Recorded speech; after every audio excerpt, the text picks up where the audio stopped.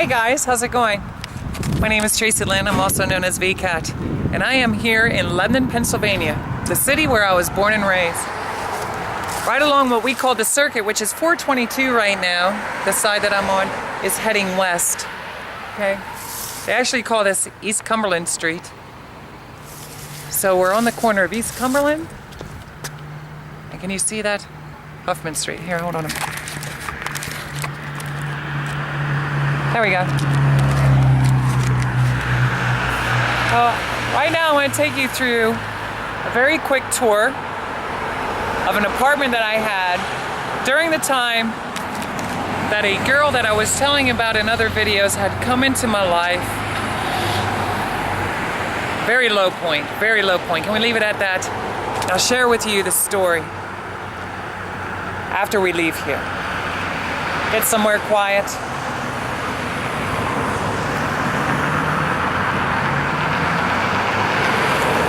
This was one of the, I think this is the second apartment that I had to myself. The first one was on Lehman Street here in Lebanon, second floor of a house that my brother owned. He lived downstairs, I lived upstairs. I think this is the second one. And you know the thing that's cool about the history of this is that my superhero friend from Lafayette Street, him and his wife ended up living here in the beginning for quite a few years. So we used to come here often in our muscle cars and park across the street, and we would hang out with them. Okay? And then later years, eventually, I had connected with the landlord, the owner of this property, and I explained to him my situation. I needed an apartment to live. I lived here alone, but let me tell you something. I met a lot of people. This is at the time that I was a musician, a traveling musician, dominantly playing all over central Pennsylvania. I did a couple shows outside, whether it be in New Jersey. I did a lot of shows in Ocean City, Maryland. And can I tell you, this is where I started really tapping into the internet. And let me tell you something, all the things that I was dealing with throughout my whole life, I started connecting with the possibilities through my computer. Amazing. Amazing. I could share so much right here, right now, but I want to wait, go out somewhere quiet so the noises don't distract me so much. This is it. This is the house. For some of you might be saying it's not much to look at, Tracilyn.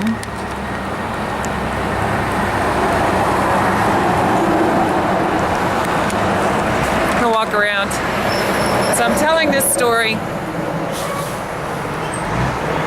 In this house is where I fell to the floor one day when I was talking on the phone with my child's mother. I have definitely reached a point in my life where I couldn't take any more stresses. I didn't realize the stress was mentally up here in my mind at the time. I was letting other people's idea of life contaminate me. Okay, that's very important that you realize that. It took me years to understand that we're all raised under a different belief system.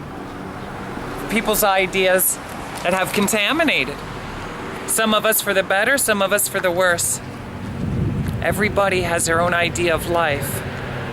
And it stems from all the people they have walked across their paths in life. People that they have fallen into agreement with. So, got so many things I could share about that. At this apartment, I had my dog Riggs. We used to spend a lot of time walking around the alleyways, in the backyard, letting him run.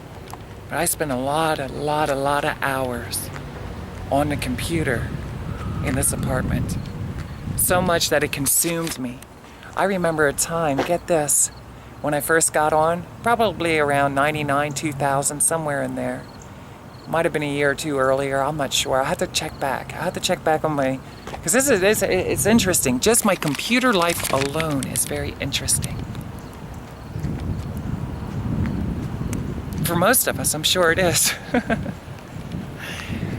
But, you know, this is where I started getting introduced to people outside of the very small neighborhoods that I lived in, small community. Because if you look at even the entire city, even the entire state, when you look at the whole world, I mean, isn't that a huge change? Places I would have never got to go, people I would have never had the opportunity to meet, more than likely, you know, but I got to meet them on the internet. Got involved in chat rooms. I had connections with people upstate New York. A girl that I believe very strongly to this day, she was transgendered. And we connected, me, her, and a guy, I forget where the other gentleman lived, but he lived somewhere else, maybe in California or something. We used to talk hours upon hours upon hours, all night long. We would go on cams. The first time I was ever on my cam, do you remember the first time you were on cam? You know, you turn your camera on to a computer and you start talking to people, even if you're just talking. But can I tell you, I remember the first time I was on cam because I was on a network system called a Pal Talk. Some of you may be familiar with that. I don't go on it too much anymore, but I did then. And I'm chatting with people, okay? Because you could just chat if you didn't have a cam or a membership. And I started talking with different people and looking at their cams just from what I could see. I wanted a cam. I wanted people to see me, and I wanted to connect with other people, you know? So I actually drove almost 30 miles away to get a cam because that day, for whatever reason, the stores that were around were either closed or I wasn't smart enough to realize. I don't know if Walmart was in this area or not at that time, to be honest with you. I don't remember what year they started, because where the Walmart in Lebanon is now used to be a Key Drive-In. And I have stories, many stories to share about our trips and adventures to the Key Drive-In. We love the Key Drive-In. Very hard for us to accept that Walmart was coming in, the Key Drive-In was going down. Okay, change was happening here in the city. For the better, I guess. You know, change is important. I ended up driving to Reading for some reason to get a specific cam. Okay, understand, I wanted a specific cam. Won't talk too much about the make and model, of course. But I came back here that day after being up all night before, the day before. I came back early in the morning. As soon as that place opened, I was there.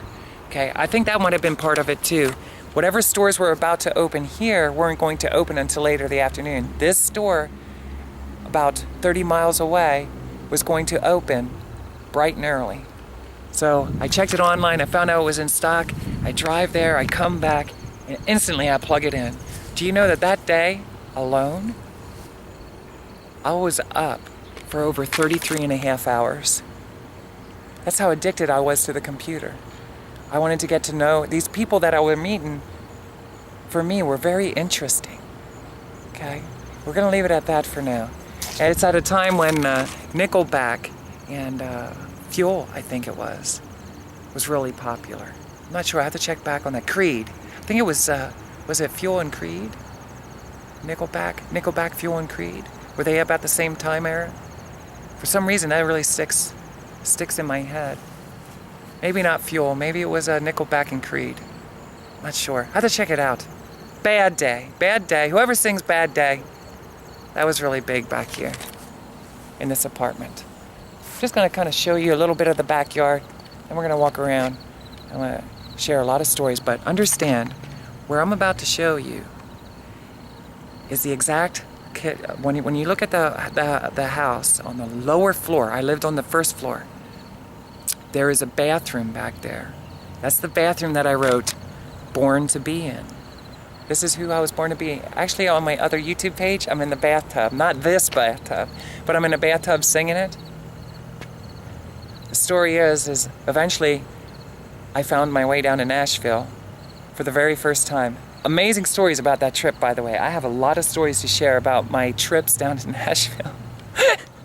Always are funny, you know? Crazy. I did a lot of crazy stuff. And when I came back, I remember I love the acoustics in this bathroom are remarkable. And I sat down on the commode after playing in the mirror. I used to love playing in the mirror, even during the time that I was in it as a business. And I sat down on the toilet in here, and I wrote that song, Born to Be. This is who I was born to be. As well, on the other side of that bathroom is the kitchen. In that kitchen is where I would be on the phone, unfortunately arguing with my child's mother, okay, his other parent. And I tell you, I remember times that I fell down to my knees in a puddle of tears. Obviously, if you talk to her, you're going to hear a lot of different stories. Everybody has their own perspective of what went down. I'm not here to criticize or to judge somebody else. I'm just sharing my life story, the way things happened. And notice that I learned in life, what I was telling you as I was walking around, is we all have different ideas of how we all should be living. Because we were surrounded by different people throughout our walks of life. We were exposed to things on television, on the radio, okay? Different conversations in passing. Different religious beliefs as we grew up. Everybody has a different idea of God. Did you ever notice that? Sometimes you'll see people in agreement, but, you know, when you get talking about it pretty deep, eventually you'll find out that they have some different beliefs that might not be in alignment with other people, and that's okay. That's good. That's good. That's healthy. That's healthy. But see, at this time in my life, I'm not aware of that. And I got to be honest, when I stepped into the music industry, following my heart, doing what I wanted to do, I got beat up for that. I got beat up by that from everybody. From everybody. Very similar to that when I came out as a transsexual.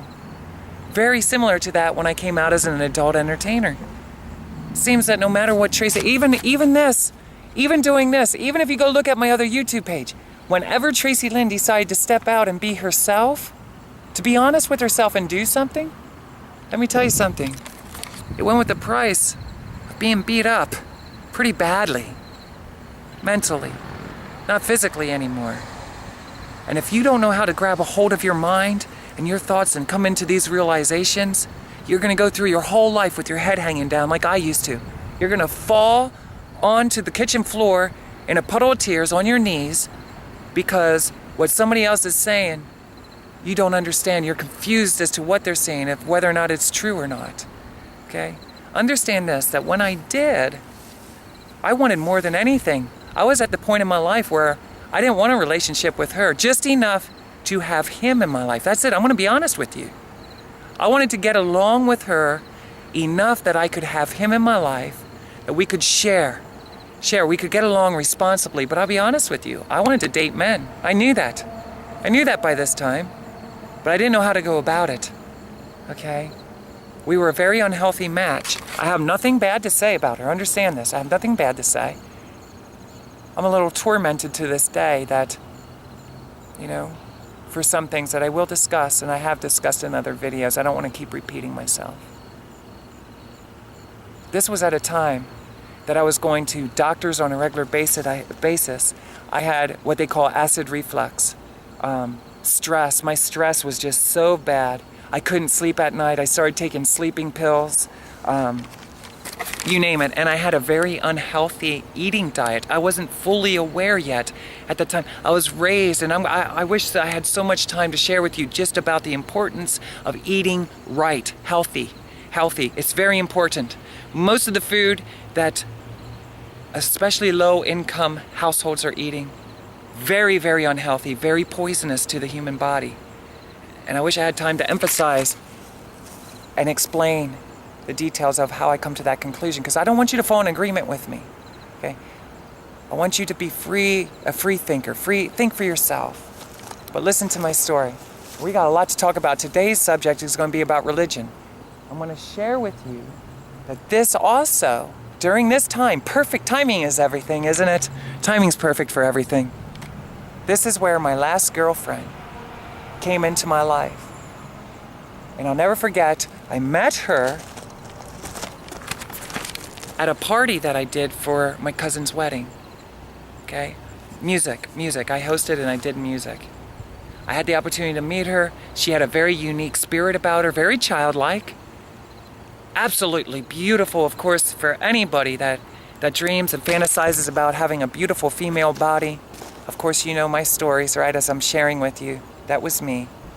I wanted to get to know her. I wanted to get to know her really bad because I knew she had a heart for what she believed in to be God, and she was the most gentle and fun spirit, childlike, that I've ever met in my whole life. And understand, at this time I had Riggs. Riggs started helping me tap back into my childhood, okay, that mentality. Not thinking that way, but having fun, pretending, playing around in the yard, okay? He started to make that child inside me, the spirit, come to life again. Now when I met this girl, can I tell you, the same thing. But this time it was a human, it wasn't an animal. So I had the combination of these two together. It was great, great.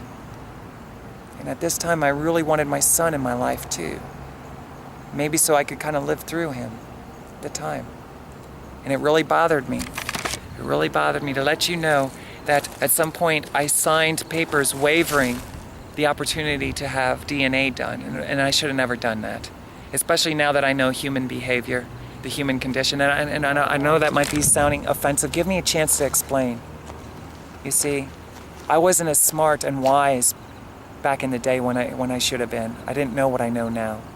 That's why I keep encouraging you. Don't fall into the belief of myself just because I say something. Be careful of that, because the more we listen to people, the easier it is for us to fall in agreement and believe everything they say. Don't believe everything I say. Think for yourself. But I'm going to show you. Understand, growing up in the Christian faith, a lot of people that I knew lived by the laws, not by the grace of Jesus. Okay? They weren't free to be themselves. They were free only if you get your hair cut, you dress a certain way, you talk a certain way, you go to bed at a certain time. Okay, maybe that's it. Maybe we all go to bed at the same time, and we have our Sunday dinner, and we got to go to church service. Okay, we got to go to a building where everybody meets, and we fall into agreement with the guy who's up front. Who is that guy? Everything he says is true, isn't it? That's the way we're taught as children growing up, most of us. Everything he says is the truth. But any good pastor that is standing in front of a church will let you know right away. I'm giving you my perspective. I don't know if it's true at all, to be honest with you. It's the only things that I experienced in my life. But can I tell you something? Understand, this lady was absolutely beautiful, and I'll never forget the day she knocked. I was going through this hard time. I'm not sleeping. I'm spending a lot of time on the computer. I'm trying to seek from within. What is going on here with me? And she showed up at the door, she sat down, and basically, without going too heavy into it right now, I need God. I need God. That's what she was telling me, Very loving, very playfully. And I used to joke with her. I used to joke with her because one time, she used to come over. You know what she used to do? She would come over and sit with me on the sofa, and she would read the Bible to me. Imagine that. She came into my house and read the Bible to me. There'd be times that we would fall asleep on my bed. She'd be reading the Bible to me. She wanted me to come out of the rut that I have fallen into. She knew about what was going on with me and my son. She knew the stresses that I was dealing with being an entertainer. She just knew there was something very magical about her. Did you ever meet somebody like that seems to have this soft, gentle energy? There's kind of like a light around them, and though they're still in human form, their whole being just, something tells you they're an angel. Well, that's how I felt about her. The thing that got me with her is she kept trying to encourage me to go to the church that she attended. You should really come. You should come. You'd love it. The music. She knew how much I loved music. You got to come out here to this church, Tracilyn. You got to come out to this church. You would just to hear the music. Just to hear the music. Okay? So understand, this is a mega church that I'm going to take you by. Really quick, before I go somewhere and talk for you for the rest of the night. A mega church. I didn't even have no idea what a mega church was, but I didn't want to go to church. The church that I grew up with. Okay, I didn't. But I love music. It's free. Sounds good to me. I think I'm going to do this. But I used to tease her because she dressed the way that I would have dreamed to dress at that time, which I dress very similar now. And I remember her bending over to get her drink because I didn't have a coffee table or anything, set the drinks down, whether it was her getting the Bible up or whatever she was picking up off the floor. She would bend over and I would see her panties sticking out of her jeans. You ever see that? Thongs. She had thongs on, and I'm like, you're the first Christian I ever met that wore thongs. Christians don't wear thongs. I judge it by that. Isn't that silly? Christians don't wear thongs. They don't wear panties sticking out of their jeans. You know, clean up your act a little bit. You're a disgrace to the whole Christian community, okay? That's the way I looked at her. Isn't that crazy? Kind of silly, isn't it? Right now, if you're a Christian lady or a man and you're saying, well, I wear my girly panties and I have my thongs sticking out, you know, what are you going to do about it, Tracilyn? I'm not going to do anything about it because I learned a lot through her. But I'm telling you, at that time, in my mindset with everyone that I was raised with and the idea, let me tell you something, especially girls. She always seemed to have a wild side to her. You know, she seemed to be like the Mennonite people that I knew. She really did. The kind of spirit. But she was also seemed to have that wild, exotic side to her, which I found out she did. And I really appreciated it. You know, it was one way she reached into my heart. And because of her, my whole life has changed. From her coming over to this house. So I'm going to show it to you really quick. We're going to head out. There used to be an elderly lady that lived right across the fenceway from there. And we used to have all kinds of conversations. She loved me. At this time, she's looking at me as a right-standing man, young man, who was had a heart for God, getting the life straightened out. And my dog used to run up and down this yard. He loved her to death. Everybody that came here loved my dog. Everybody. There was never a person that didn't love my dog. Amazing energy. So I'm just going to show you this, and then I'm going to turn it off, show you the mega church, and we're going to go have a talk. What do you say? Okay? Look at it.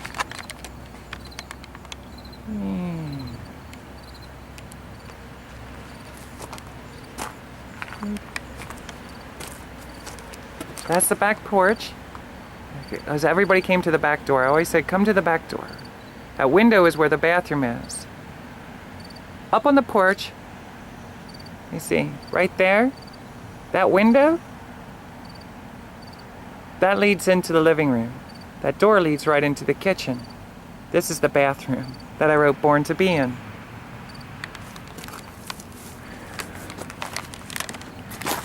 Now, I don't know who lives there now, but at the time, I don't know. One thing which you find out then when I finally take you to my last apartment that I lived in before leaving Pennsylvania, because I lived in a few places. I have a lot of memories that I could share with you at a lot of different places that I lived. I moved around. I never wanted to. I wanted to stay. I'm the kind of person I want to stay at one location for a home base and travel. I love to travel, but I always love that home base. Something to be said about having a home base.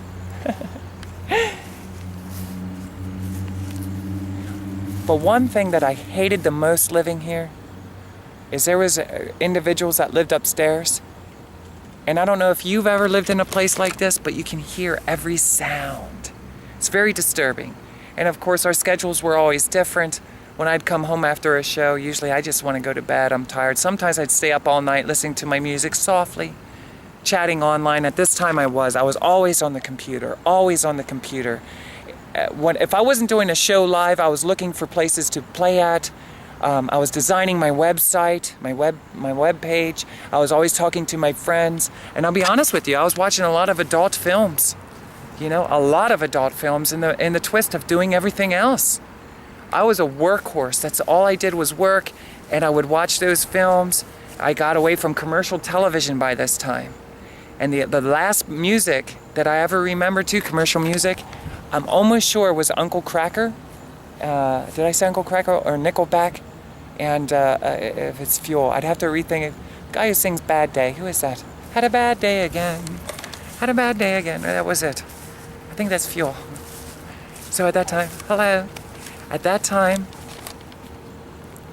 in my life, there was something inside myself that said, I got to get away from commercial television. I don't want nothing to do with it.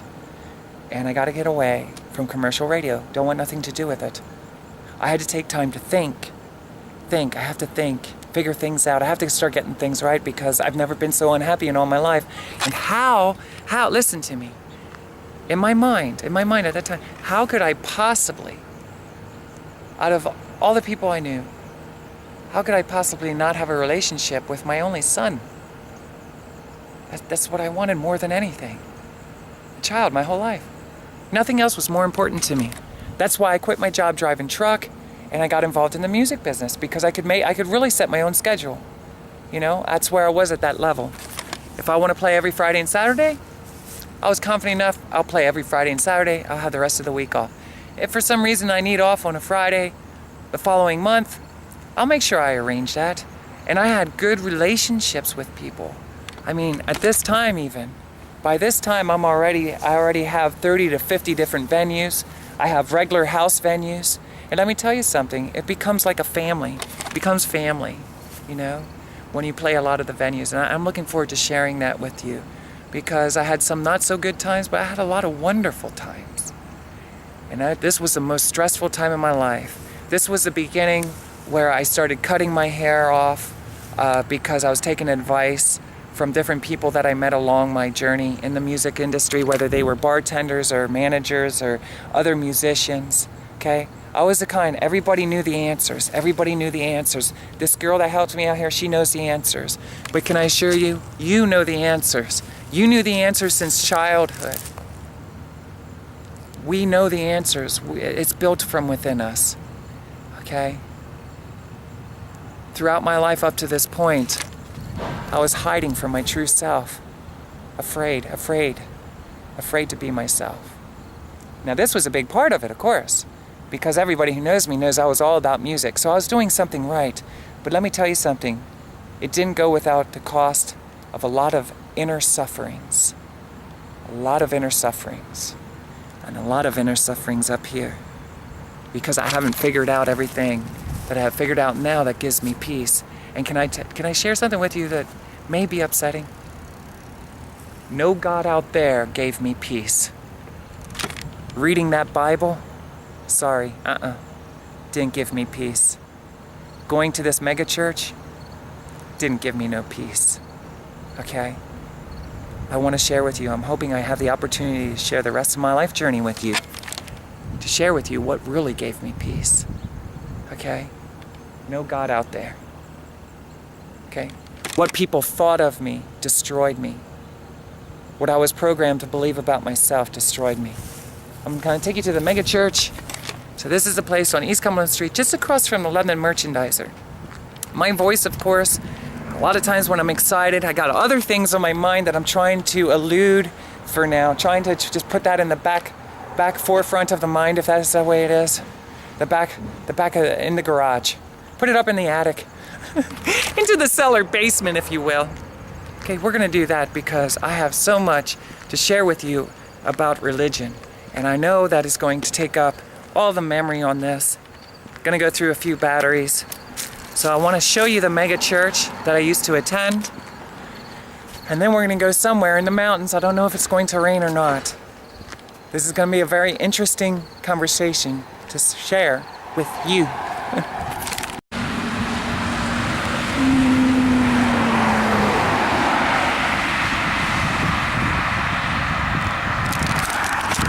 Hey guys, how's it going? This here's Tracilyn.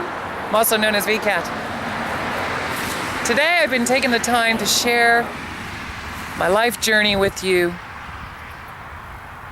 as I walk through the religious section, if you will. Is that right? The section, religious section. Can I tell you that over at the other apartment that I was sharing with you, I was telling you how I met my last girlfriend at a time that I was at my lowest. Okay, I was going through a lot of challenges. A lot of it was because, you know, I was dealing with all the years of my life prior to that, not yet sure where my happiness was. Is it out there somewhere? Is it up there? Or is it down here? Is it in here? Is it in here? Probably in here. I'd be willing to bet that it's in here, right? What I'm thinking about. Can I tell you in all honesty that reflecting back, what I needed the most at that time in my life was not this mega church.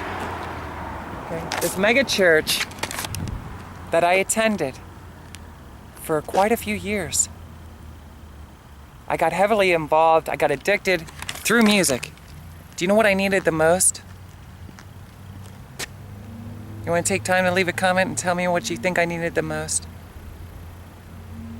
I'm going to tell you right now. Go ahead, write it down. Psychiatrist. I needed a non-judgmental psychiatrist. Okay? Because the day that I came here, can I tell you, the stripping process of who I was began. Okay? I have wonderful memories here. Wonderful memories that I'm looking forward to sharing with you. I just want you to know, there's going to be a lot of people upset with me when they see this video and they hear those words. Looking back now, I really wish that I would have met a psychiatrist instead of coming here. Okay? And I'll tell you why. Over the years, I have realized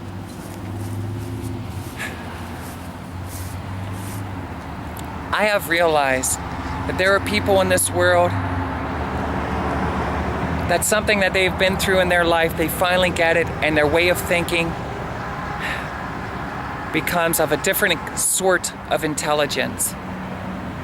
And in churches like this, what they teach you is everything that you're looking for in your life is out there. They try to steer you away from the physical world, okay? So it's not cars, it's not houses, it's not money.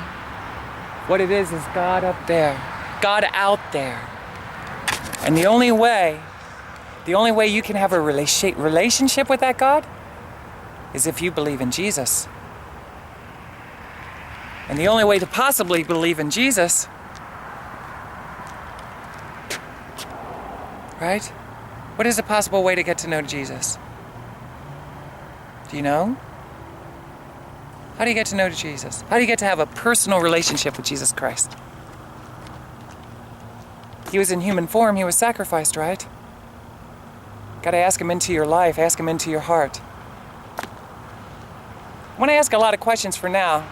I'll talk a little later on. I don't know what they'll make out of it with me staggering around here with the camera. Okay, it may be upsetting, it might not, maybe not. If they're good Christians, they're peaceful in love, it won't bother them much. So this is an auditorium. I don't know if it's opened, but basically inside here, you have an amazing auditorium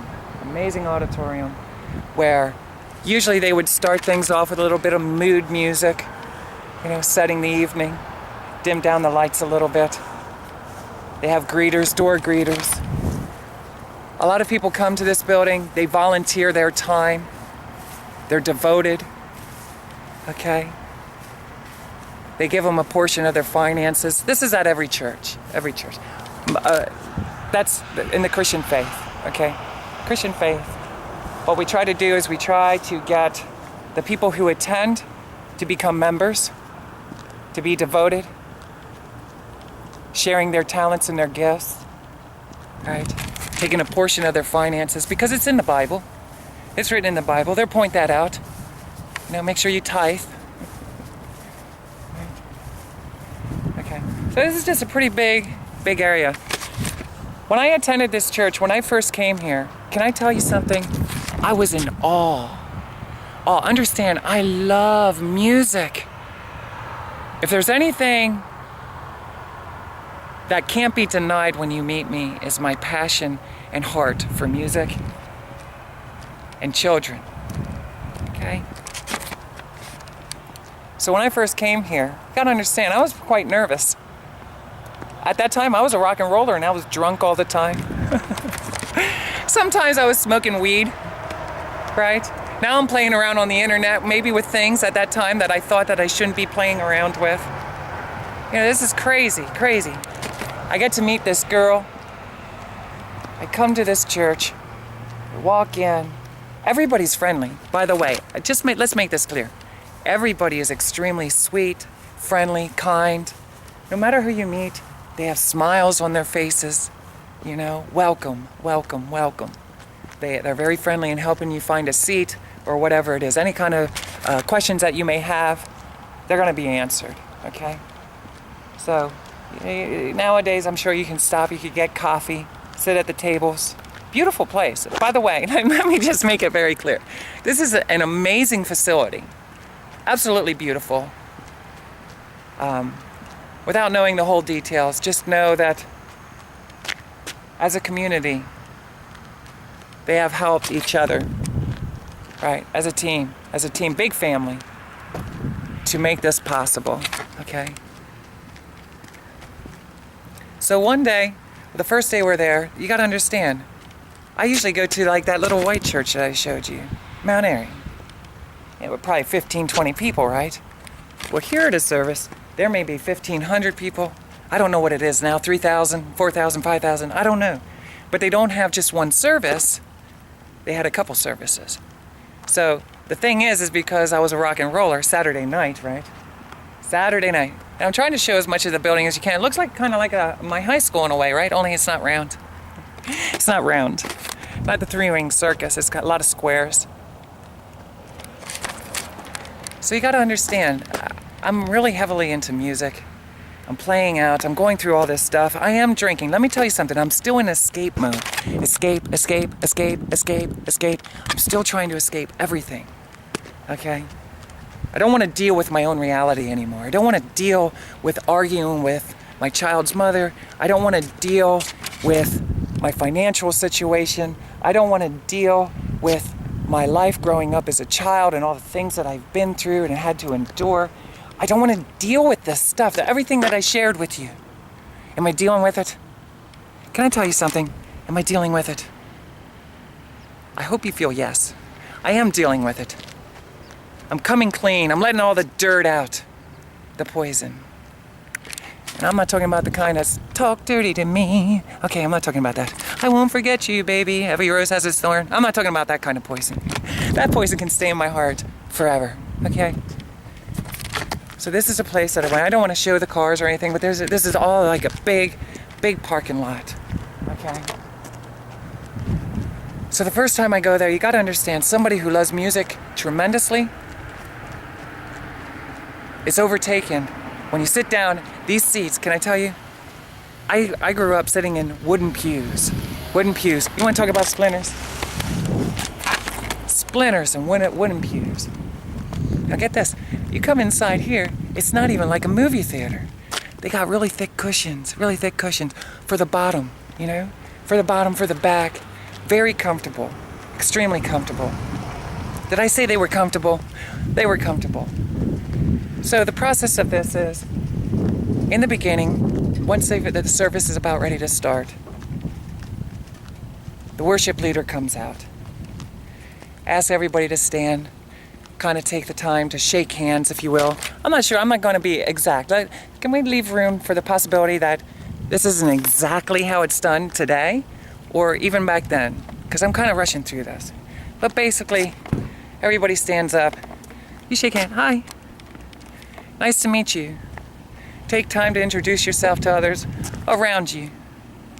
Okay? So I was kind of nervous with this. I'll tell you why. Look, here's the coffee house. The plaza. See it? Beautiful. Can I tell you, at this time in my life, that wasn't the kind of churches that we went to. I don't remember doing things this way. I remember sitting on the hard pews, you know, not looking forward to going to church. But this was cool. I mean, you gotta imagine, my eyes were like, wow, this is great. And I like that stage. Okay, I'm a musician. Selfishly, I love that stage. I went up on that stage. Give me that microphone. Give me that microphone. Give me that microphone. Okay, give me that guitar. I'm gonna do a number for you quick. So, here we are, going through. And then the worship leader, with the rest of the musicians, leads us into a song of praise and worship. Okay? For Almighty God up there somewhere. I don't know, they don't teach that. I'm just saying that. And maybe he's here. Maybe he's here? No, he's there. He's there. Okay, I just want to make it very clear. I don't remember them teaching up here. Okay. I think they left that open for our minds, however we want to perceive it.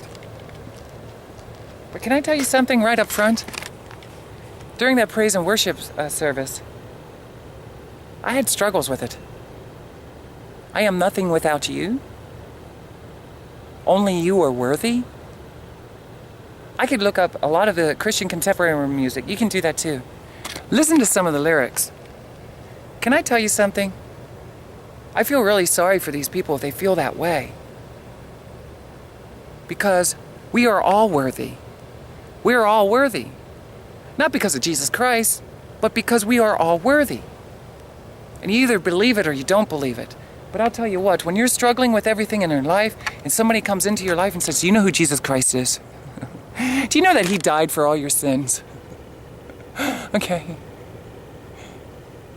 You're desperate. You're seeking. You need answers. You come here. You meet everybody so friendly, so nice. Okay? Very nice. I really mean that. I really mean that. Beautiful, beautiful structure, beautiful church. Very impressive. Now the worship stands up. Greet everybody. And sing with me. Only you are worthy. I am nothing without you. Here I am, dirty. Dirty. I'm a dirty sinner. That's what the music's about. Maybe I'll look up some lyrics and I'll share them with you. Okay? Understand. Psychologically, I already feel bad enough about myself. Now you're going to tell me I am unworthy? Only he is worthy wherever he is. You know, they didn't say exactly where he was. I don't know where. Is he under my seat? Is he under my seat? Is he under my hat? Is he in there? Can you see? I don't know. But whoever this God is, Jesus, who I've been taught to, now understand, as a child growing up, he's on my wall. There's Jesus on my grandmother's wall. With long hair, by the way. And at that time, I'm supposed to get my hair cut my whole life. Okay. You dirty sinner. I'm a dirty sinner. Let me tell you something. If it's one thing that I learned in this facility, is that I'm a dirty sinner. Okay, I just want to make that very clear. From the time I walked in there to I finally found the strength to walk out the door for good, I was a dirty sinner and I was nothing in this world. Not without wherever this God is. I need Jesus in my life. And one thing was made clear. I was nothing without him. Not her, him. Why not her? I don't know why not her. I don't know why. But there were many times that I walked through these doors. Understand, it's a beautiful structure. Wonderful people, by the way. Some of the sweetest and nicest people in all the world came here. I want to share something with you right now. After they're done with the worship service, kind of sit down, they give you the opportunity to take notes. All right? You can follow along with the sermon. Understand that their sermons come from, this is kind of like, sort of, I don't want to get too technical about it, but from my idea, my perspective of what I understand, it's a church that's connected with mother churches, with parent churches. So it's kind of like a sibling church, you know, a sister or a brother church. I don't know that for sure. I may be sounding pretty ridiculous right now. I may be sounding really ridiculous. As I'm getting ready to leave, right here's the cafeteria. And this is the back way to the stage. Okay? But what I have learned, whether it's true or not, is it true? Tracilyn, is it true? I don't know. What I learned is a lot of the sermons that they were getting were passed down from people up north. Maybe from Chicago, maybe from some different locations, some different places. This is important that you know, because it's kind of a sermon that's been kind of created by either an individual up there or somewhere out there, or a group of people that have come together with common beliefs to create this program so they can send it out into a whole bunch. Hi. Hey. Okay, guys. So listen to me. I was stopped. I was asked. I don't really put people on camera. You know, for a lot of different reasons. They want to know what is Tracilyn, also known as VCAT. doing after in the parking lot. And I told them what I was doing. I was sharing my testimony of coming to LCBC. That's the name of this church. Lancaster County Bible Church. At least it was during that time. Lives changed by Christ. Okay? Can I tell you something? There's a lot of pros and a lot of cons from going to a place like this. That happened in my life. And I know right now there's a lot of people who are upset. I know right now that you guys that are watching this, you may be very angry right now. Can I tell you something? I am not blaming them. I'm not blaming them. So understand this. I'm blaming myself. I'm blaming myself, but I can't beat up myself. I had to forgive myself. I had to forgive myself. All right, that's very important. I needed to make right with myself, not with a God that I've been told exists, because I found out in the end a lot of things that I'm hoping that you give me the opportunity to explain. But I need to start off here at the beginning. I know they're upset right now. They're sorry. They're sorry that I told them, you know, the truth of that the fact is that since the day I came here, I was stripped of everything that I was and oppressed, and I led a very tough, challenging life because I didn't understand that the stuff that I was being taught was lies, and that if I put myself in the position as being the God, that things, if I would have just been taught to line my brain up with my heart, and then I would have applied a lot of the principles, basic principles, I would have probably had a whole nother life, as I finally now can take responsibility for that. You can take responsibility for that. You know, somebody needs to stand up and say, you know what? You don't need God, you are God. You got to get your mind in line with your heart, not in line with God's word. That's what people keep telling you. Get your heart, get your mind into God's word. That's where the answer. No. If anybody, listen. Get your mind in line with your heart. Be honest with yourself. Be honest with yourself. So you can get to know who you are. Get to know who you are, not God. Get to know who you are. You are God. Okay? Now, if you're being honest with yourself, you can learn that the best way to have a life of fulfillment and happiness is to make choices in alignment with your heart. No, I don't like that. No, it's unhealthy. Yes, I would appreciate that. Yes, I will do that. And you will find out that you will be living an amazing life. But it won't be because you gave your life to Christ. You believed in Christ. And this is going to be a very touchy subject with a lot of people. Okay? And can I tell you that at some point, though, I'm going to be honest with the good times. Listen, I had a lot of good times here.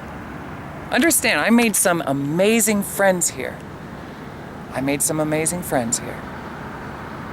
Can I tell you I made some amazing friends here? I did.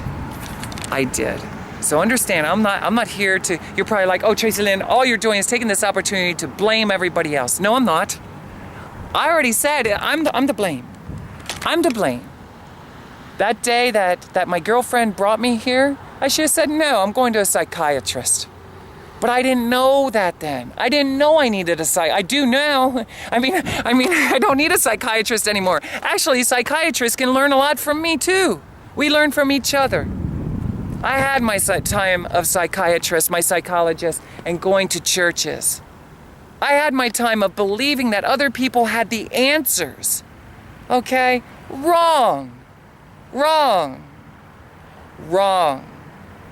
don't have the answers. Maybe I don't have the answers, but we can help each other. We are the church. That's what matters. Not a place of worship, this building, telling us and beating us over the head that we are nothing without this, without the God. We are nothing without you. I am unworthy. Only you are worthy. No, only I am worthy. I am worthy of my life. You are worthy of your life. See? I'm not beating you over the head. I'm being honest with you. You are worthy. Don't ever don't ever go to a place like this and be careful of what you start believing, When you start singing and coming into agreement with what other people are teaching, let me tell you something. I want to eventually get out some lyrics of some of the songs that were sung to me here. Maybe I'll do that tonight. Let me tell you something. We sing these songs over and over and over and over again. And if your mind is not fully aware that this is tearing you down, you're going to be torn down. Stripped of everything. That's what happened to me. I was stripped of everything. Okay? I look at it now, it's a great opportunity to start over. I've been stripped of everything, smacked down on the concrete. Oh, well, let's start over and do things right this time. Okay? Be careful. Be careful. Be careful. Be careful. I have teaching techniques that can show you. Okay? I can't prove everything. You kind of got to learn on your own. I can share with you that there was some amazing times here, but also it was used to strip me down and put me on the concrete. Where are people now? Where are these family of God when I need them now? I'll tell you where they are. They're going about their lives, doing whatever they do with their family. Okay? Whatever they do. This is nothing different than any other business, okay? And if you study the history of churches like this one, you will find out that it's in connection with other churches. It's a power structure of leaderships that come together in agreement, and in their eyes, it's their way of feeding the message. The message which has people surrendering their whole entire lives, being devoted to their belief system. That's what it is, their beliefs, their belief system. You know, live and let live, which is good. That's been taught here too, you know. There's a lot of good, understand this.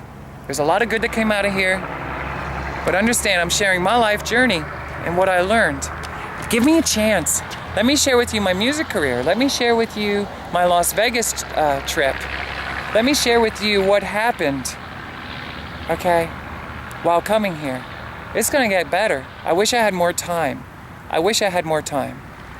To share with you all the things. But let me tell you something. When I was in this church, at some point, we were drunk. We were in the back.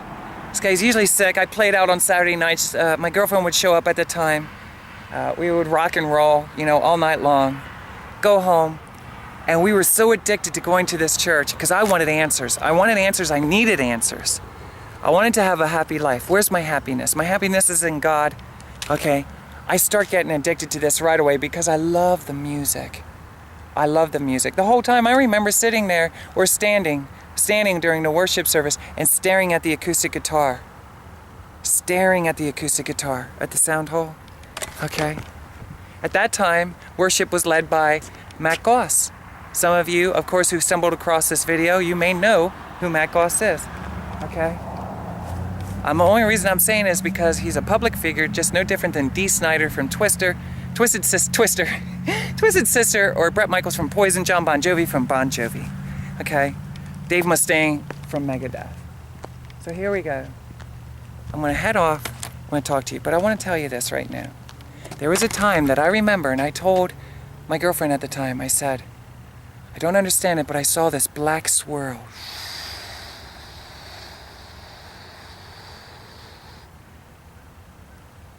That appeared to escape Matt and come into me. I didn't know what to make out of it. Was I seeing things? Was it a day that we were drinking? I don't remember. We were sitting in a back, and I remember I was at a very, very low place in my life. So I see this black swirling. It's the best way I could describe it. And it appeared to come into myself.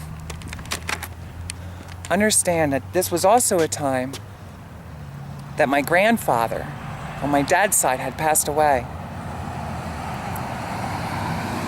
I remember the very first time that we came to this church. I don't know if I told you or not, but my grandparents on my dad's side, very, very religious. He was a man of faith, believed in Christ, and he was a person of integrity. People loved him. He was the ice cream man. People loved him. He was an amazing businessman. He had passed away at some time during this. So understand the passing of my grandmother, the passing of my grandparent, you know, at that time. This stuff kind of got to me, okay, because I loved them. And it started making me wonder about what happens when we lay down to rest, you know? And they bury us, they put us in the ground. What then? Where do we go? Do you know? Did you ever think of that? If you're honest, did you ever think of that? Well, the first time that we came here, we sat more on the left side of the stage. I always wanted to be up close. Most of the time I wanted to be up close, by the way. Understand, I wanted to get as close to that stage as possible. I remember feeling like my grandfather was there with us. It was a feeling. Did you ever feel like somebody who had passed on, transitioned on? Did you ever feel like they were there with you? I felt that there. Now this was before I saw that black circle of whatever it was, okay? And I remember me and the girl I was dating at the time, she lived over the hill, okay, just over the hill. And we used to spend a lot of time going to her house. On Sunday I was off, I was tired, exhausted from working Friday and Saturday, and I was doing a lot of shows during the week at that time. I was a workaholic. Especially once my son wasn't in my life so much, I buried myself in work. That's all I did all the time. Spent a lot of time on the computer, but I worked, trust me. We'll talk about my music life a little bit later on. And can I tell you, the first time we came here, and I felt that, we used to talk about all this stuff. We even talked about, because rarely did we ever sit in the back, but this time we either showed up late, the service was already started, something was going on, and can I tell you that I can't explain it other than that big black circle of what appeared to be like a smoke was coming from him and came into me. So much that I had to meet him, that I had to meet with him. I had to meet with him and tell him about that. Okay? So I'm getting ready to leave because already I know that people are going to be curious, what in the world are you doing? You've been here long enough with that camera. I'm sure once the video gets out and they see this, they're going to be upset. But can I tell everybody who watches this video, give me a chance. You know, it might not come out the way, it's coming out kind of very quickly, kind of like a mother giving birth. It gets a little sloppy at first. Hopefully in time, if I have more time to explain my life journey and explain, this is like a skeleton right now. Everything that I'm spilling out is kind of like the blueprint of a skeleton of ideas that I have in my head. And I'm telling us all, we don't need God. We already have God. We are God. And we are connected. In churches like this, they teach from day one that we're already separated from God. It's not true. I'm here to tell you, if nobody else is going to tell you anything else that's going to be helpful in your life, I'm here to tell you that we are never separated from God. Only the idea, the thought. We're being deceived. Being deceived by the Christian faith, by the teachers, the Christian teachers. And I know that's going to upset a lot of people when they hear this message, but it's true. It's true. It's very true. And it breaks my heart. It breaks my heart because if somebody would have explained to me much differently, I don't know how my life would have came out. But I know it began to heal even more when I got involved and became a student of my psychiatrist or my psychologist. And I have studied the power of the mind ever since then. Okay? Give me a chance to share my whole life story. If there's one person in this whole world that I can reach and save from them sacrificing and stripping everything that they are and giving their stuff away, all right? It's worth it. It's worth being humiliated. It's worth being made fun of. Make fun of me. Here's my website, Tracilyn.com. Up here, you can subscribe to my YouTube channel. I hope that I am somehow blessed with the opportunity, right, that I can actually take the time to really dig deep in my whole entire life journey. I know I have what it takes to help others, to help myself to have a more enjoyable, happy life journey. Knowing that I don't need anything out there. I don't need the material possessions. I need resources. I don't need specific material possessions. My happiness is not in that. And I'll tell you, my happiness is not up there with God, with the angels looking down. Nope. It's when I realize who I am, which is God. Your God, of your life, of your life. And we are connected. We are not divided. We are not divided, but we're taught that we are divided, and we have to get it right with God first. We have to get it right with ourselves first. And I'm here. Give me a chance. Let's get it right with ourselves first. Okay? I'm very passionate about this. Got a lot to share with you. I'm looking forward to it. So, for everybody who's upset with me right now, you can stumbling across it, please give me a chance. Give me a chance. But I assure you that looking back in my own life history, with everything that I've been through up to that point, understand I was taught under the Christian faith my whole entire life. This was a stumbling block that ignited everything, that stripped me from everything and oppressed me and had me walking around with my head in the dirt. But I am nothing. And I need to be doing everything for God. Okay? I gotta be, you gotta hear this. I gotta be doing everything for God. So no matter what it is, deny myself, do everything for God. Do everything for God, not for myself. That's selfish. I'm taught here, at this place, this facility, that I was selfish. Give me a chance to explain. Oh, give me a chance to look up some of the songs that were sung here. Understand, you have no idea what the entertainment corporations have been doing to us as well. All of this trickles down into controlling and manipulating us. Okay? You might not want to believe it. Very painful experience to realize it. You're gonna find out. Give me a chance, please give me a chance. Right? Or don't. Turn me off. Spread it around, would you? Leave a comment. I love you. Even if you don't love me, I love you. And I'm here to help you get it right with yourself. If you get it right with yourself, everything else will fall in alignment. You have the friends, you know? You have the right friends. You'll be doing the right things in life that bring you joy. You know? You'll be living a life of victory the right way. Bada bing, bada bang, bada boom, boom, ba, bada, bada, ba, ba, ah. Hey guys, look where we are. Bear Hole Trail. Holy is this trail for the bear.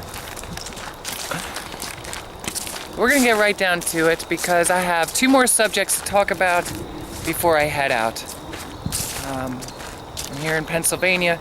This here was one of the locations that I shared a lot of time with a lot of people I loved and grew up with.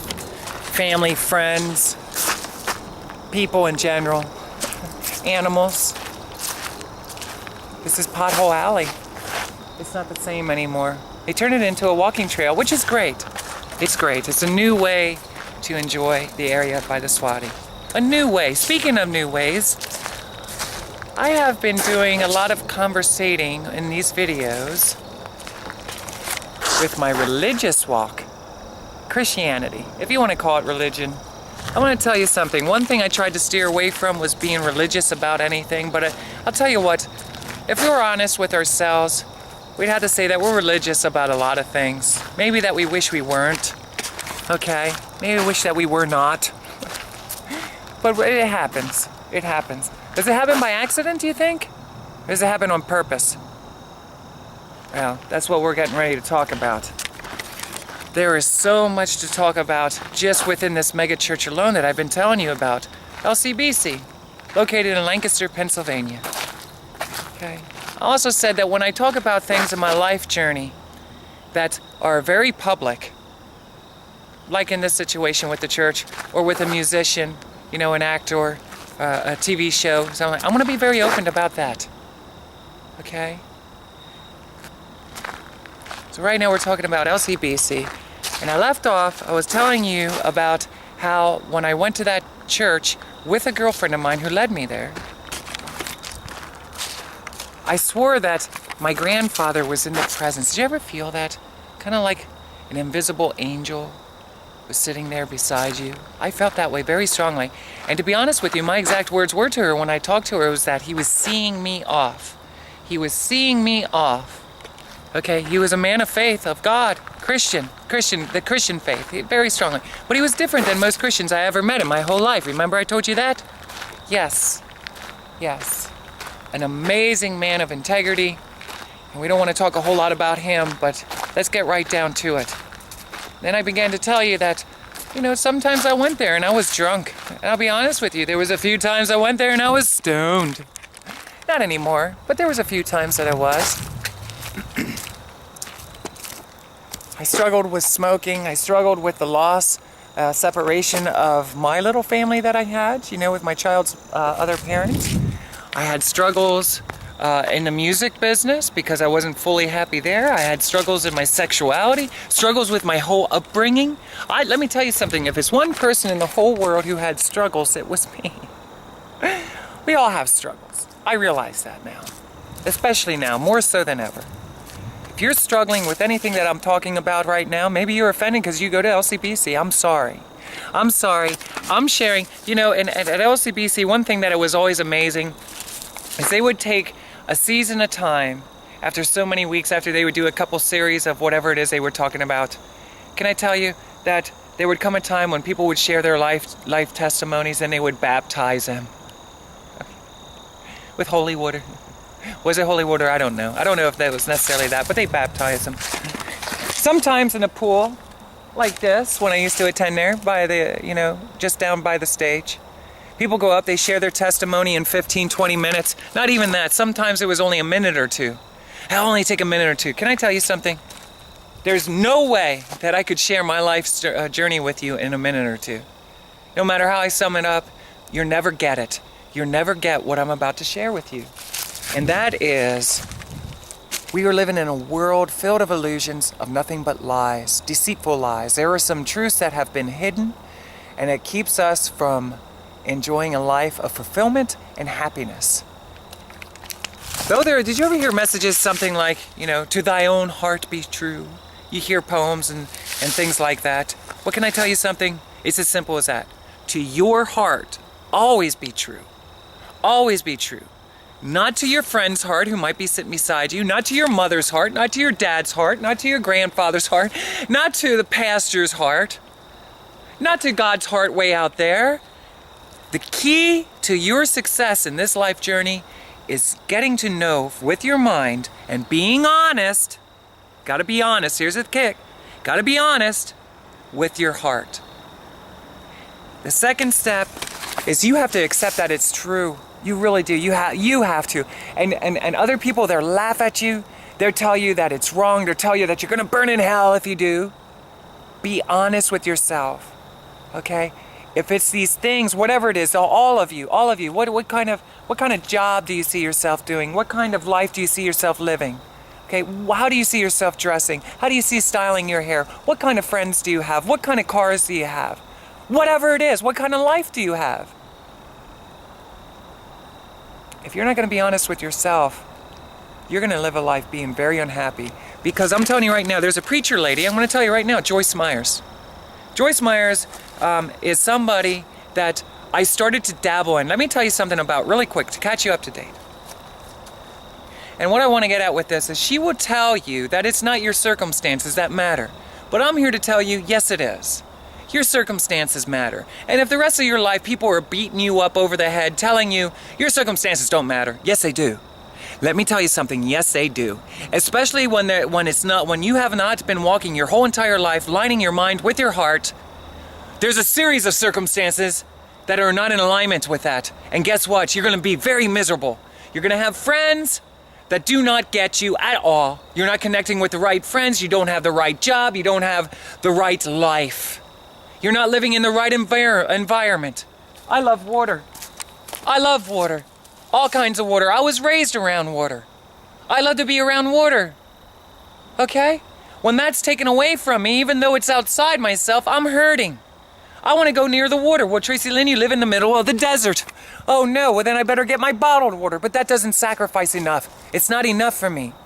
I love to be by the water. I love the beach. Okay? I don't want to get too excited about this. Let me tell you something. If people keep telling you, like her, that your circumstances don't matter, you know what's going to end up happening? You're going to keep on believing that false message, and you're going to go through life manipulating and twisting your mind into believing things like that, and then you're going to be unhappy. And eventually you're going to hit a snapping point. You're going to snap. You're going to snap in your head because you're going to realize, look at this. Look at this. Oh no, I just stepped in manure. You're going to be stepping in manure when you're going down to the water to be baptized. So here's the thing, check this out. I want to be honest with you right now. Before going to LCBC, my grandmother introduced me to that church, Mount Airy, okay? I told you about that story. I don't want to keep repeating it. I went to different things like Bible school throughout my years. Okay, I've been exposed to different churches. My grandpa and my grandma both went to different churches. Okay, so I went sometimes with my grandpa, sometimes with my grandma. My uncle was a gospel singer. Sometimes I even went to different churches to see him sing. Okay? And all this stuff that they're teaching me, going to Bible school and stuff, all the stories that we're reading about Jesus, all the songs that my uncle is singing. Let me tell you something right now. The best way to say this is I'm being brainwashed. Brainwashed under the idea of whoever originated that storyline of Jesus. I'm going to tell you that. Storyline of Jesus. I cannot not believe in Jesus because I was raised with it. I believed in Jesus since I was born. Okay? And I believed in Jesus as a picture that I saw on the walls. Long hair. Why does he have long hair and I can't? Why can Jesus have long hair but we can't? Huh? The sissy boys need to stand up. Okay, the sissy boys need to stand up. We've been beaten down. Okay? Sorry. Okay? Sorry if that offends anyone. If anybody ever says anything about that, let me tell you something. That's not Jesus. That's an image in somebody's head that tells you that's who Jesus is. Okay, that's all. Same with all that literature. That's all it is. It's people's ideas. They feel that, they were being spoken to by Almighty God.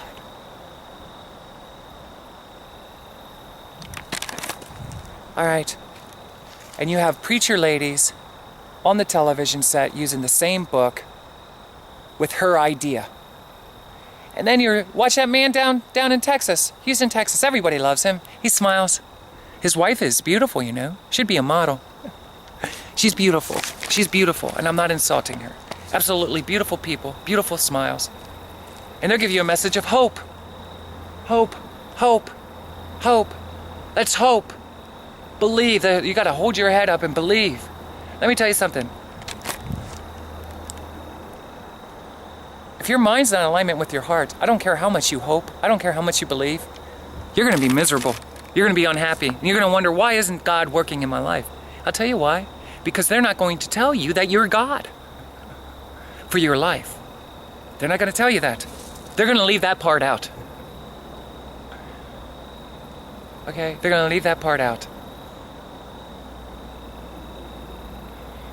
I was devoted to listening to both those programs.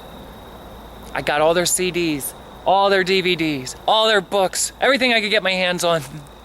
I watched all their programs. Let me tell you something. I found in the end, a majority of what they're talking about, nothing but lies. Nothing but lies. I don't care how much you hope, how much you believe. You know what works? Action. I can walk from here to my car complaining about absolutely everything with the biggest negative attitude in the whole world. Doesn't matter. If I'm walking to my car, I'm going to go to my car. I could show you right now. I could just start swearing, cursing, and saying how bad life sucks. I'm never going to make it to my car, but I'm going to make it to my car. Okay? I'm going to make it to my car because I'm applying action to go in that direction. I used to go through life wondering, why do people have what appeared to be more success than myself? It's because they applied action. It's not because they were thinking positive. It's not because most of them people that I were meeting, listen, I don't want to hurt anybody's feelings, but these people were very negative. They gossiped, talked about everybody, you know, very negative for anything. They did anything that I did, they laughed at me for. Everything. But these people have money, they have cars, they have husbands, they have wives, they have children, and they're the most negative people I ever met in my whole life. They applied action in the direction they wanted to go in their life. Now, were they being true to thyself? To their own heart be true, huh? I don't know, because why would they be so miserable? Why would they be miserable? Why are you miserable? I'll tell you why I'm miserable. Because I forget about all the physical things in the world. I'm believing that there's something outside of myself that's going to help me. And I'll tell you what, no matter how much help I need from whatever is outside of myself, it isn't going to do a thing for me. All right?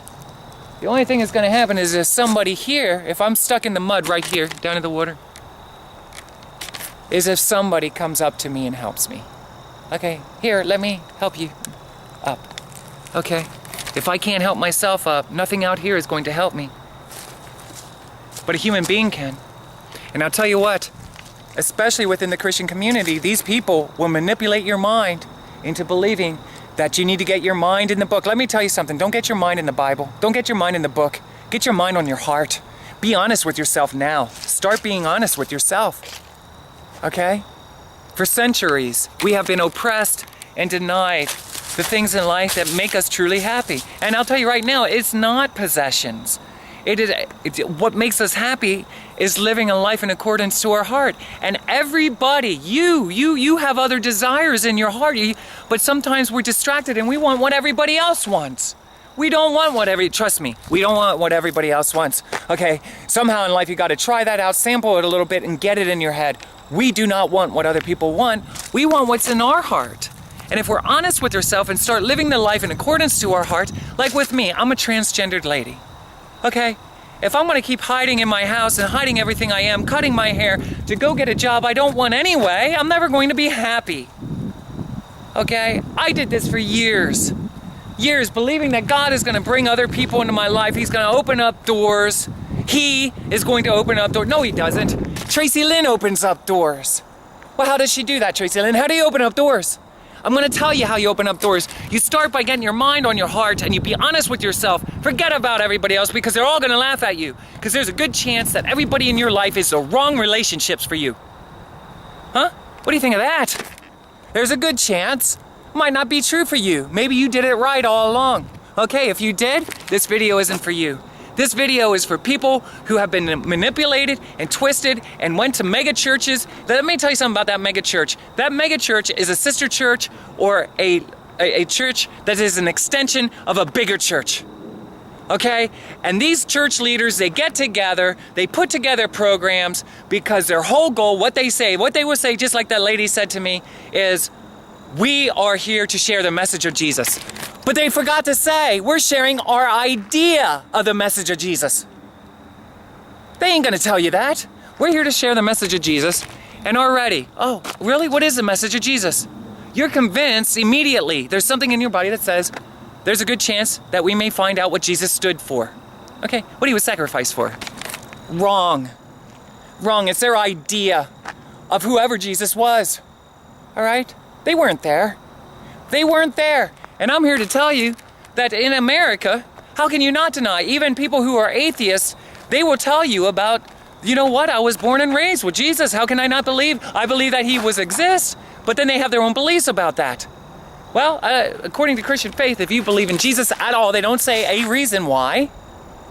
If you believe, you're saved. Okay, so how can you be an atheist? Okay, there's a lot of questions here. I know I'm stirring things up. Well, you're talking about the church I go to. I'm sorry if I'm hurting you. I'm sorry if I'm hurting you. But let me tell you something. I hurt. And that is a church that started the manipulation process of my mind through their music, through their sermons, through using their big screens, okay? And teaming up for the message that they believe in, their idea, which stripped me away from everything that I was. I lost everything. Okay guys, sorry about that. I was getting all excited there. Did you see that? Listen, just because I get excited, it doesn't mean that I'm mad. Okay, I'm on fire. I'm on fire. You better believe it. Let me tell you something. I'm going to try very hard to separate myself from the frustration and anger that I have about buildings like that being erected to control and manipulate the minds of the masses. Let me tell you something. In this world that we live in, if you physically go out and hurt somebody, and it can be proven, you're gonna get your time. You're gonna either have a fine, you're gonna be put in prison, all kinds of things. But what about these people who are manipulating and twisting the minds of people, and they are losing everything in their life in the process because they are being taught that what they need is outside of their self. God, they need to believe in Jesus. They need to get their mind in the book. Okay? They don't say anything about getting your mind on your heart. They don't tell you, let me tell you something. You get your mind on your heart, and I want to take time to explain this to everybody. I really do, for anybody who wants to listen. Now you make yeses and no choices. This is for me, this is not for me. You gotta be honest. This is not for me. Look at this. I was in Las Vegas, listen to me. I was in Las Vegas for almost a month. It didn't rain once. Not once. I love the sun. I know you're saying, well, Tracilyn, move to Las Vegas. I have so much to share with you. Maybe Las Vegas is not the place for me, okay? Maybe not. Maybe I can live here. Maybe I can live anywhere if I'm doing what I love to do all the time. All the time. But let me tell you something. The world around us will say, you can't do what you love all the time, Tracilyn. It's just not possible. I was close. I was pretty close before going to that church. So I'm going to continue on with sharing my story. Understand, I dabbled. I went to all kinds of churches, Bible schools, and they were usually old style stuff. And then there were seasons of times I want to tell you what I did. I watched Joyce Myers. I watched her for a couple seasons here and there. Jimmy Swaggart, I was born listening to him. And there's a lot of other preachers that were on television, all these different programs. And I'll tell you what, they suck you in. Why? Because you want a life of victory. You want a life of fulfillment. You want a life of happiness. And they keep telling you it's in Jesus. And I'm here to tell you it's not in Jesus. It's not in Jesus. He's not on this earth. He's not coming back. Okay? You want what's in your heart. You want what's in your heart. You want what's in your heart. And let me tell you something. You were born in this world to enjoy what's in your heart. Okay? Hopefully it's all of good. That it's beneficial. I have to believe it's beneficial to the world around us. Whatever's in your heart. And many people will tell you you're selfish because you're staying true to your heart. I guarantee you, people, when you start following your heart, they will tell you you're selfish and insane. You're crazy. You're a big joke. That's what they told me. And it's okay. All is forgiven. I forgive everybody. Even LCBC. Let me tell you something. I had a lot of great times at that church. I want to go through and I want to share as much as I can because I'll tell you, I could talk for weeks about this. And I want to. I want to because I went to that church. I can't help it for years. Okay? I went and I met with the worship leader at that time. I don't know if he's still a worship leader at this time. Okay, I don't know. And I know that he is well loved. Well loved. I remember the first time that I met him, and I'm sharing you my story. I remember the first time I met him. And some of the first words out of his mouth is, "What do you think about all the girls that go here?" Okay? Yes, your worship leader. Matt Goss said that to me. I didn't know what to think of that. Was he testing me? You think he was testing me? He may have been testing me. And I've been wondering about that ever since then. Was he testing me?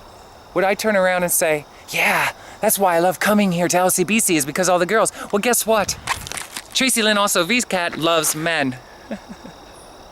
So if anything, I'm going to LCBC not for the women, to have relationships with the women. But I'm not going there because I'm intimately attracted to them. I'd be more attracted to the men. A man of God. Sounds like fun to me. Yes, I am the devil's child that is brought there. Seek out the Christian men. So here's the thing, check this out. So immediately I'm asking myself questions about that. At some point, somewhere along the line, and I'm not saying now I'm going to Super Bowl moment as I'm bouncing all over. All is forgiven in the name of Jesus. Okay? It's kind of crazy. But you wonder these things because you're seeking. Understand, I'm seeking. I was growing up with a lot of religious people. So I don't know. I'm observing. Why is it? He's married. He's a married man. Why is he asking me about girls? Why aren't we talking about God? You know? Jesus, why aren't we talking about Jesus, Matt? I don't know. Okay? So here's the thing. Check this out. And I will say this all the time. That's my line right there. Check this out. So we end up going to a local bar, which I didn't like, just because I don't want to go to a bar, but what does it matter? All is forgiven in the name of Jesus, right? So we go and we sit and we talk, we have a nice meal. He's an absolutely amazing individual. Very, very talented, okay? So understand, I love his music. I love everything about Matt. I find out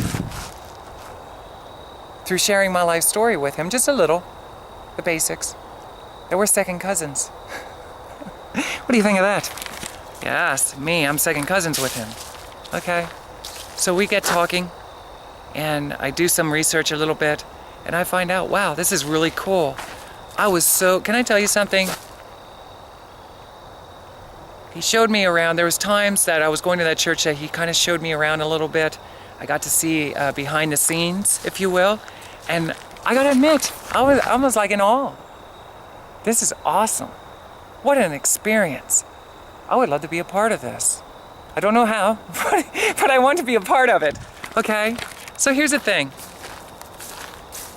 We keep going to the church. Me and the girl I was dating at the time, we're going through a lot of different things in our own lives. We're drinking.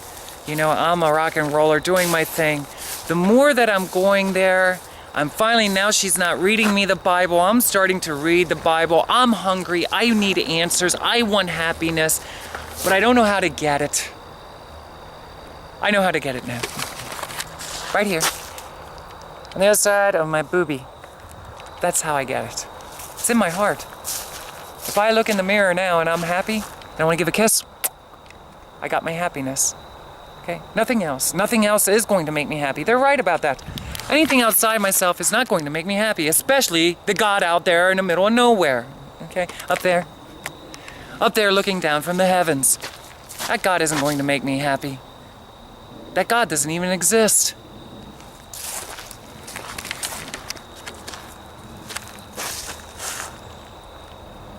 I had a lot of fun times going there. I looked forward to it. I became diehard. Do you know what I mean by that? Much like these other ministries now I'm starting to dabble in. I'm going to the library within this church. I'm starting to go what they call life groups. I'm reading books. Lots of books. All kinds of books. I want to. God Purpose. Did you ever hear that one? God Purpose. Yeah. God's will for my life. I can go on and on and on. Let me tell you something. I had a huge book collection. That's all I did. Read books. I got myself a Matt Goss CD. Maybe 2 of them.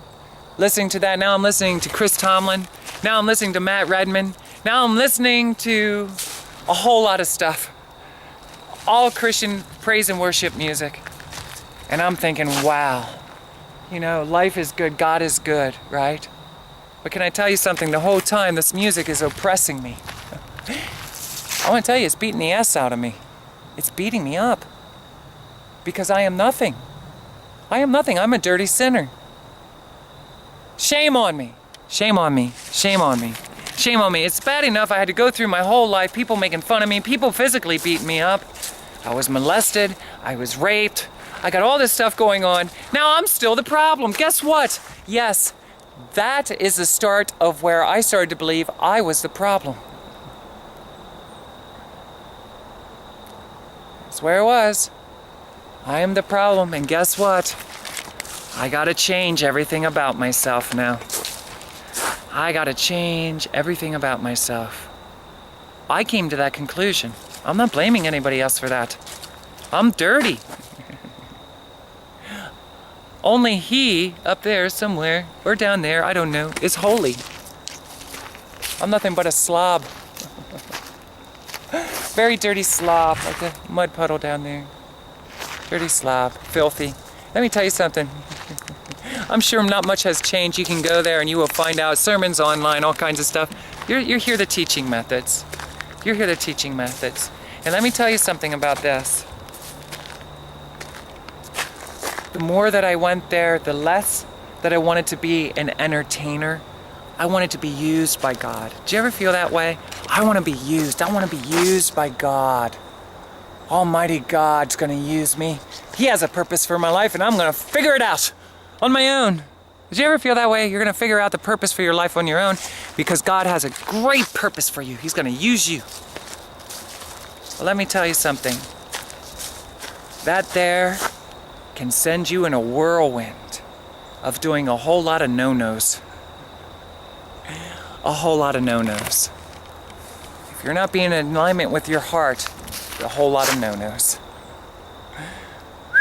I could talk for at least a month about all the no-nos that I did because I believed that God had a purpose for my life. Let me tell you something. I met a man that I'll eventually talk about, and he told me, he said, you know, Tracilyn, I don't want to hurt your feelings, but it's best just to leave God out of it, and he's right. He was right. He was so right. Mind to heart, though. Mind to heart. Mind to heart. And I know this is very sensitive with people right now. Very, very upset. I'm speaking the truth. I have the right. Freedom of speech. That's what I'm doing. You don't like it? I am sorry. Please turn this off and move on to another video, another YouTube page. Leave a video. Share your video, your thoughts. Maybe this will get the fire started in you. Let me tell you something. I don't know all the answers, but I'm definitely 100% sure that I can save people from making the biggest mistake of their life. Believing that somebody else has the answer for their life. Okay? For their life. So a normal tradition there is after they give this sermon, which is usually a manipulation process to kind of discipline you, keep you from doing things that maybe is looked down upon by society. You know? Then we end with, let us pass the plate of offering. And they will make it very clear that in the Bible, that is strongly right there in black and white, that we tithe. Oh yes, it's time to tithe. And it's very important that you give to the place that has been feeding you. Feeding you nothing but a bunch of BS. They forgot to leave that part out. A bunch of BS. So eventually, you know, you start off with some change. I got some change here. Quarter, nickel, dime. And can I tell you something? You start believing that maybe, because they go through, well, maybe you're not being obedient in other areas of your life. Like tithing, maybe. Are you tithing? I'm trying to help you figure things out here. Is there any sin left in your life? You're a sinner. Tracilyn, are you fooling around with guys and wearing panties? That could be it. Maybe that's why Almighty God's blessing has not come into your life. But guaranteed money will come up. Money always comes up. Because that's how they got to build that beautiful building. That's how they get the resources that they need, right? That's how they get to do a lot of things that we're unaware of. Okay? Don't forget, a lot of those church communities, they get tax breaks. And I assure you, they get breaks on the land. They get breaks. They get breaks. Why do you think they get breaks so much? I'll tell you why I believe that they get breaks. Because anyone who's anyone in power knows that the best way to control a central population of individuals is to get them into a gathering place and manipulate their minds. Okay? Oppress them, strip them. We are much like a computer you're watching this from right now. Programmable. And let me tell you something. Well, why didn't you leave, Tracilyn? Why didn't you leave? Why didn't you leave? Why didn't you leave? Why didn't I leave? because I was under the spell of thinking I need to go and worship God and make things right in my life. I need to learn more. They had the food for the little birdie. I became dependent. Let me tell you this, I became dependent on them. Right? And they'll tell you straight up, well, you should never become dependent on me, Tracilyn. You should be dependent on God only. God out there somewhere. Not God in my heart. Okay? You became dependent. So like a bird, here's a little bit of food. Here's a little bit of food. That's it. When that bird goes out and the rest of the world is beating that bird up. Or a cat. Did you ever have a cat? Let me tell you, a lot of cats, they get mistreated. They're out in the neighborhood running around. People are throwing stones at it. People are doing all kinds of crazy stuff to this cat. But you are the one who's putting food down. You're the one who's putting drink down. Milk, maybe. Whatever cats like. And that cat's going to keep returning. Well, let me tell you something. There's a lot of people there. You start connecting with different people. I gotta admit, it becomes a very judgmental atmosphere because we're all learning together. And we're all at different places in our life. And some of us, we don't judge others so much. And then other people, sometimes we do. And me, I'm guilty of that. I ain't gonna tell you I'm not. I'm not gonna tell you I don't judge people. Yes, I have been known to judge people wrongly. Okay? I'm human. We're all human. We all do it. That's human behavior. So, eventually a little bit of finances becomes more finances. To where you're making it, I want to make it my tithe. A tithe is 10% of your earnings. Is it your earnings after taxes or is it your earnings after gross? These are questions that come up in a church community. Well, what's on your heart? What's on your heart?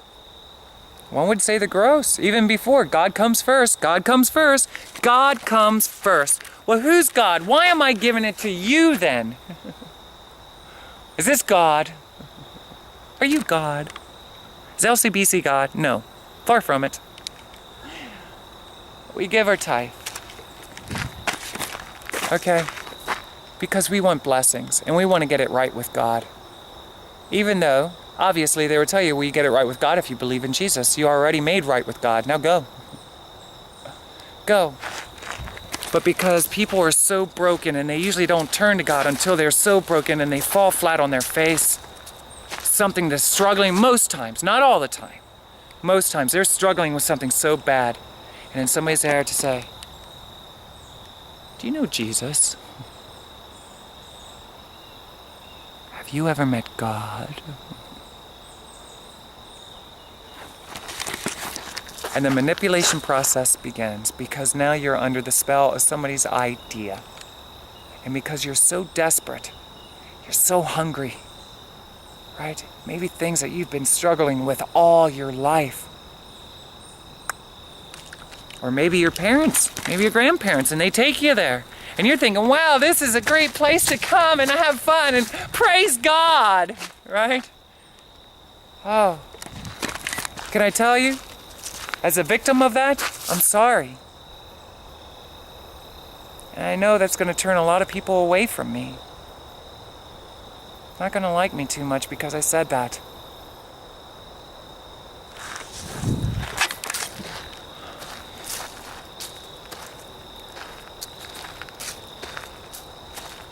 I want to share something with you right now. When I came back from Las Vegas about 16, 17 months ago, I learned the hard way when I was out on the street.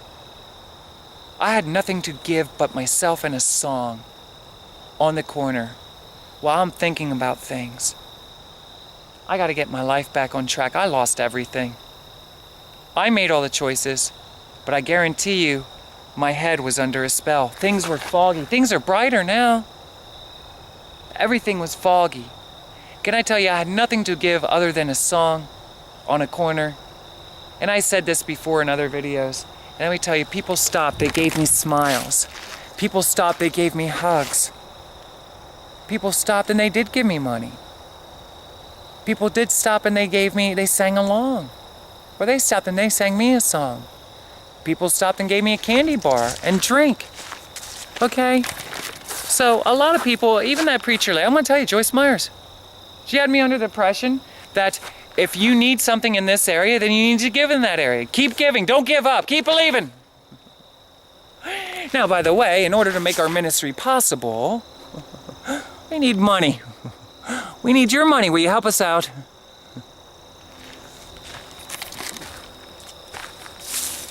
So, now I'm going to church A.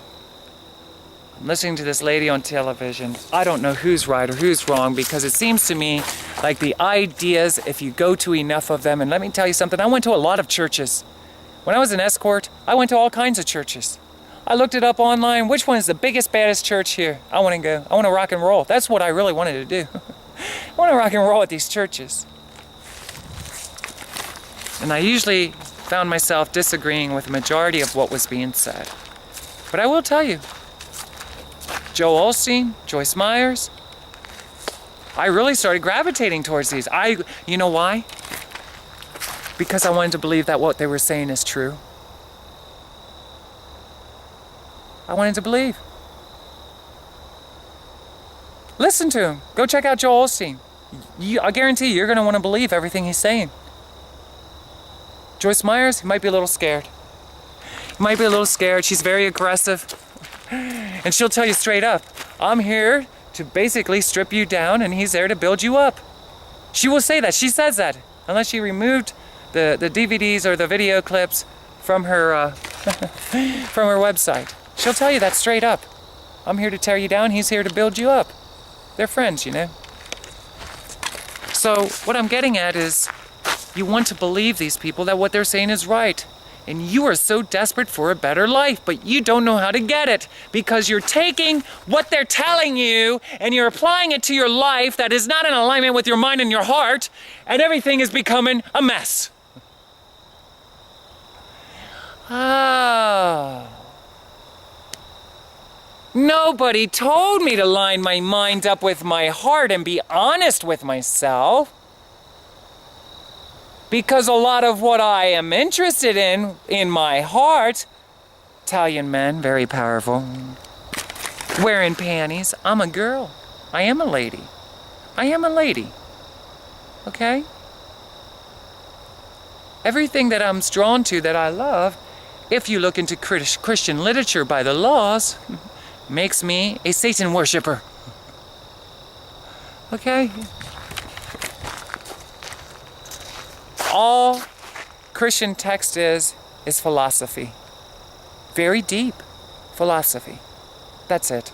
And it will grab your mind, it'll twist it like Jesse Ventura. It'll put you in a headlock and wrestle you down and body slam you. That's what it does.